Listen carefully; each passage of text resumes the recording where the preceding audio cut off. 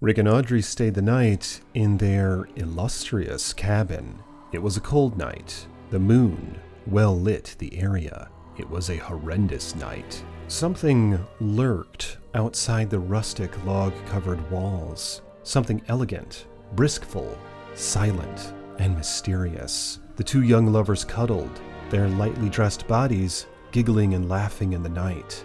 A dim candlelight filled the room. The faint smell of strawberry kiwi perfume and recently cooked over the fire s'mores sent an aroma outside, surrounding the small cabin. The bear raised its massive snout into the air and filled its lungs with the fine aromas, taking heed to a potential midnight snack. Audrey's smooth legs grazed against Rick as the bear stood up on its hind legs, and drool oozed from its mouth.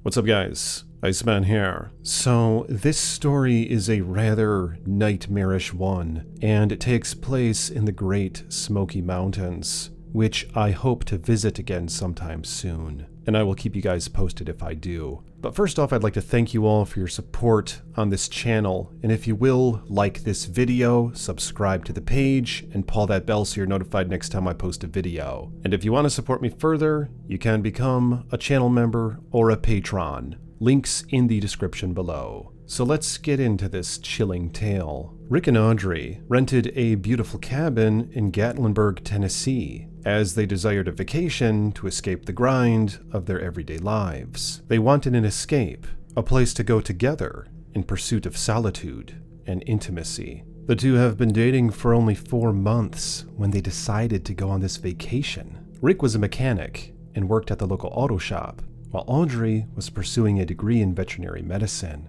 The cabin was beautiful, nestled in the thick woods, with a view of the Great Smoky Mountains from the front window. Rick and Audrey observed chipmunks eating the acorns on the ground that the trees spread throughout. The cute creatures would stuff their cheeks with acorns and nuts, giving Rick and Audrey what seemed like the entertainment of their lifetime. Rick stood about 6 foot tall, had a lean musculature to his body, and kept himself in good shape working on cars. He had a black beard and a chiseled chin, and always wore a baseball cap because he was already experiencing some balding at the young age of 28. Audrey stood about 5'6" and had an athletic build, big blue eyes, and blonde thick hair. Her skin was soft and smooth, definitely not fit for a ravaged bear attack. What happened the evening of October 4, 2017 was absolutely horrific, with what began as a delightful getaway turned into a horrendous nightmare. But that wasn't how the vacation began.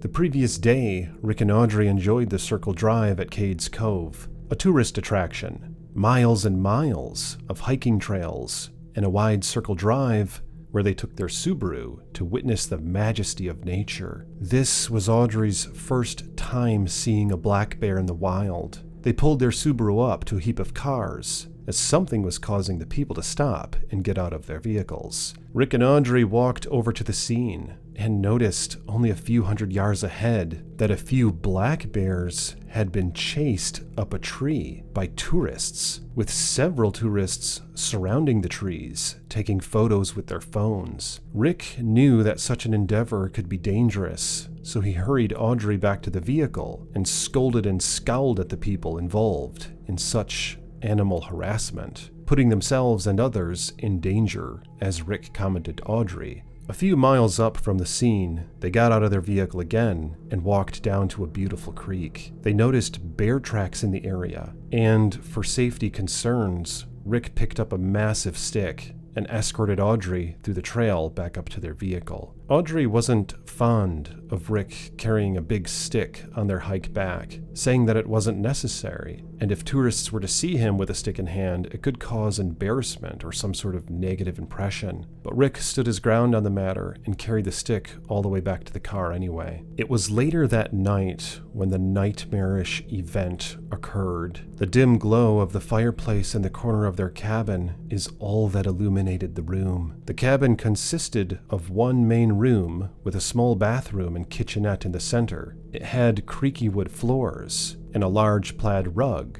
that the queen-size bed stood atop. along with a flimsy screen door, as its only mechanism of defense between those inside the cabin and those outside. Audrey's eyes began to grow heavy as she gazed into the fire, finding rest and solitude at the sight of the burning logs. Rick was already asleep when the creature approached the porch of the cabin. It stepped onto the creaky wood, and its 350-pound body caused the planks to bend as it shifted all of its weight. The bear was a 5-year-old Bruin with a few scars on its face from previous fights with other Bruins, likely for territorial or mating purposes. It had a large gash across its right eye, perhaps inhibiting its sight to some extent, incentivizing it to pursue other forms of food. The bear approached the flimsy cabin door and began licking at the latch, which smelled of food, and it was oily from being touched by human hands. The grizzled creature unknowingly nudged the latch with its nose, popping the door loose as an eerie creak filled the cabin. It laid its gaze inside the cabin and slowly stepped in cautiously but intently. It took notice to the small burning fire and the kitchenette, which still had an open bag of graham crackers, as well as a few Hershey bars on the counter from earlier that night. It stepped through the door, and the door creaked as it opened. And as the bear entered the room, the spring-action door shut behind it, closing the bear into the cabin. It quickly turned around and noticed that it was trapped, but soon forgot about the trouble as it once again picked up the smell of strawberry kiwi lotion along with the s'mores. It began edging toward the counter, Rick and Audrey at this point fast asleep.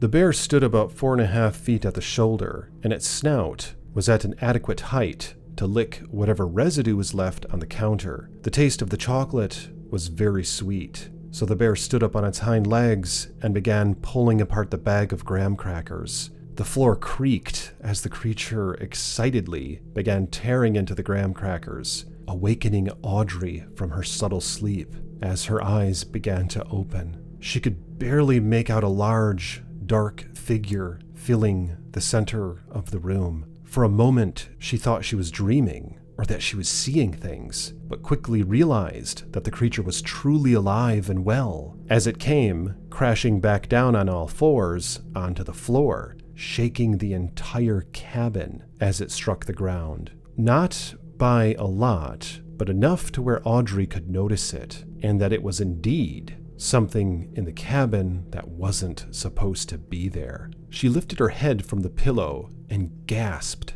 as she saw the animal move again, but this time it was heading toward her, as there was something about the young woman that interested the bear, and as it approached her, she lied there, still, frozen, and in fear. The glow of the bear's eyes distilled horror into the young woman. She could feel chills go down her spine, and her entire body began to shake. Rick, aside her, still fast asleep, unknowing of the lurking danger. The cabin was warm from the fire, and Audrey's legs were exposed. She dared not move or say a thing as the creature came to her. She frantically shook in fear as it ran its snout along her legs, and she wanted to scream, but couldn't, and she wanted to pull her legs away, but couldn't. Rick lay next to her fast asleep as the bear hesitantly found interest in the young lady. It peered down its snout into the young woman's eyes as she stared right back into its eyes.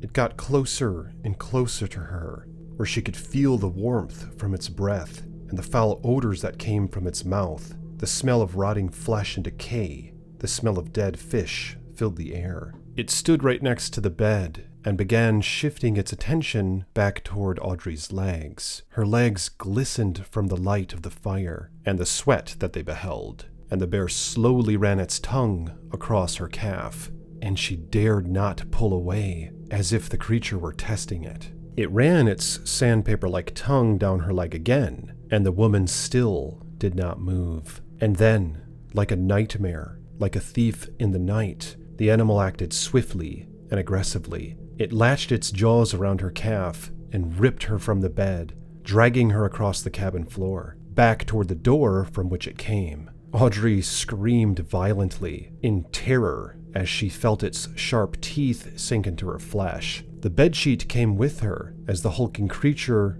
dragged her across the floor. Screams and moans filled the cabin, instantly waking Rick as he slowly came to consciousness, witnessing the nightmare unfold. And there, in the center of the cabin, was a massive outline of a creature and the sounds of his girlfriend under it, screaming in horror and begging for help. The bear seemed to realize that this pursuit was more than what it bargained for, and released her body, only to then find that it was still trapped in the cabin. Rick jumped to his feet and stumbled toward the scene, still not quite realizing what was actually unfolding. The cabin wasn't very well lit at this time, but Rick made his way to the kitchenette and grabbed the 8-inch iron skillet that they used to make s'mores that night. Rick found himself standing in the center of the cabin with his girlfriend on the floor, crying and bleeding profusely, and a tall, black creature standing by the door, facing right toward him. Rick shouted at the animal, and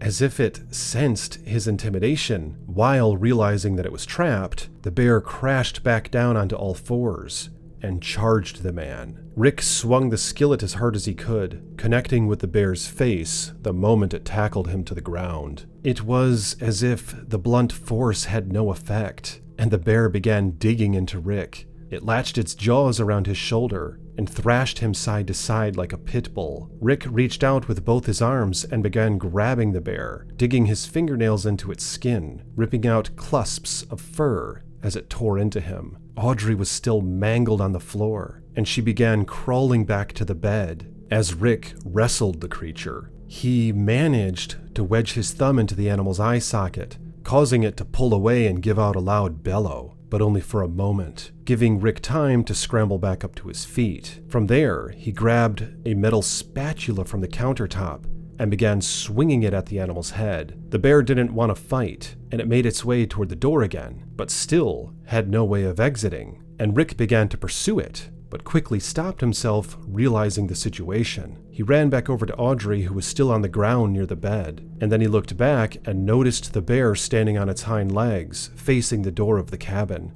trying to get out, but realizing that it was impossible. So the creature began circling around inside the cabin, but still avoiding the young couple. Rick pulled Audrey back up onto the bed and stood there, guarding the bed with his spatula as the creature paced back and forth.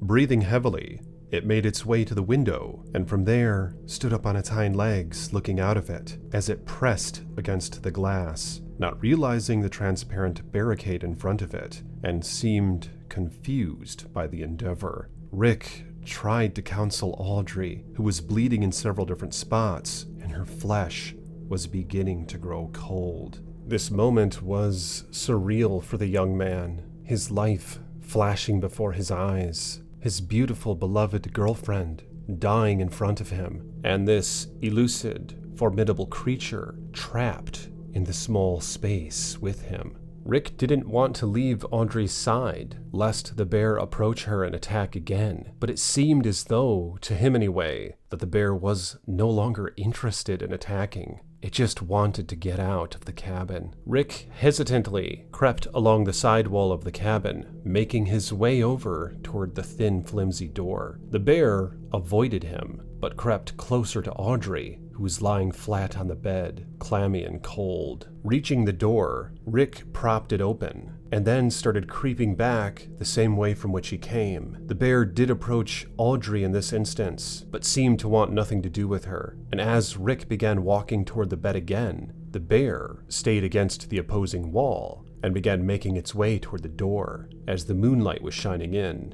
and it seemed evident to the bear that it was indeed an escape route. And then, like a flash, like an instance in time, the bear disappeared.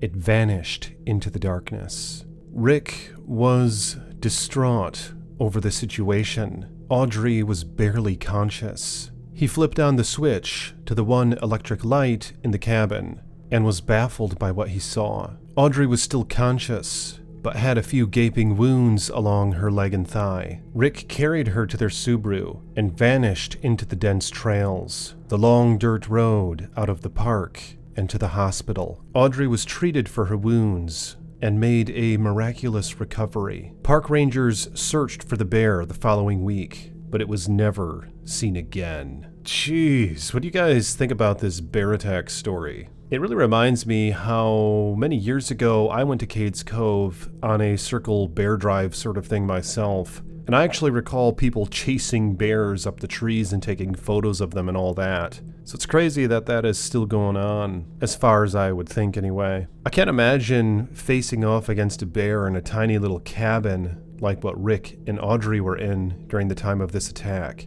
I remember when I was a kid, my family would rent little cabins in the Upper Peninsula of Michigan, and they were made similarly with these flimsy little doors, thin windows and all that, and very rustic-like. It just seems like the perfect scenario for a bear to break in. But nonetheless, I'm curious what you guys have to say about this bear attack story. What do you think could have been done differently to avoid this attack? Do you think Audrey failed to react, or is it justifiable as to why she was just so damn scared that she couldn't even move or scream? How did Rick handle the situation? And do you think black bears deserve a bit more respect and caution? Grizzlies have the reputation that is deserving of such, but maybe black bears not so much. But the problem with black bears is that they're actually more likely to eat you if they kill you in a bear attack, because they're very opportunistic, whereas grizzlies generally will just leave your carcass behind. But nonetheless, comment below your thoughts on these matters, and again, like this video if you will, subscribe to the page, and if you want to support me further, you can become a channel member or a patron,